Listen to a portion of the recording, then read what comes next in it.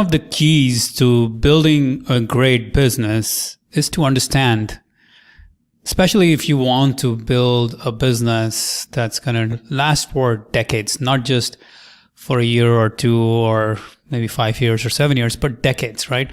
The key understanding you need to have is that you will always be striving for the next level. You have to understand that you're never good enough. The business is never good enough.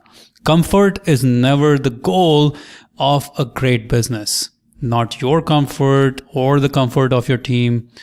It goes counter to the whole 4-week hour methodology or thinking. And I know I love the book, The 4-Hour Workweek, but the key here is to understand that if we're trying to build a great business, we're not trying to build a comfortable business. We're always going to be striving for more.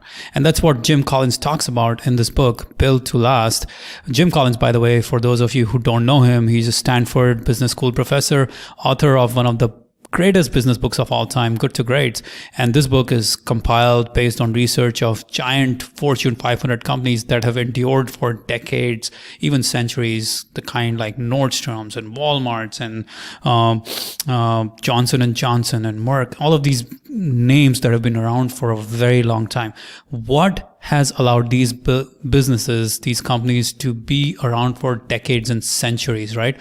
That's the question. That's the question that Jim Collins answers in this book. And one of the key concepts is to understand that you are never good enough. So let me ask you, what is the critical question that's asked by visionary companies, the leaders at the visionary companies? Is it, how well do we need to perform to beat the competition? Or is it, how well are we doing? Or how can we do better tomorrow than we did today? Or how can we do well? If these were the 4 options, which one would you pick? Well, the truth is, this is all about understanding we're never good enough. So the question that you're always asking as a visionary company is, how can we do better tomorrow than we did today? You're not asking, how well are we doing? That's leading to complacency. You're not asking, how well do we need to do to beat the competition? Again, you're not focused on your own self. You need to focus on how can you do better tomorrow than you did today. This is built into the ethos of great companies. It's never done. You're always striving to improve. It's never enough. That's the key. There's a really interesting story of a black belt student who came to his teacher, a karate student who came to his teacher and said, "Hey, I think I'm ready for the black belt." So the teacher says, "Hey, what does the black belt mean to you?" And the student says, "Well, it's the end of a journey." The teacher says, "Well, you don't deserve the black belt yet. Come back a year later." Well, a year later, the student comes back to the teacher, and again, the teacher asks the same question: "What does the black belt mean to you?"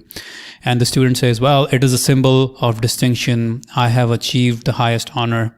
And the teacher says, No, you're not ready for black belt yet. Come back a year later." Now, again, a year later, the student comes back, and the teacher asks, "So, what does the black belt mean to you?" And the student says, "Well, it's the beginning of an endless journey. It's the beginning of an endless journey to get better, to improve, and to evolve."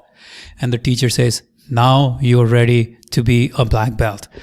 The essence of this is that you have to understand the black belt in some ways is the journey. It's an endless journey. It's understanding that it is an endless journey. It's the beginning of an endless journey. It's a dichotomy here. In some ways, you have arrived at a certain level, but you always realize there's always the next level and the next level and the next level and the next level. You're always going to try to improve, to evolve, to get better. Complacency is never the goal of a great business.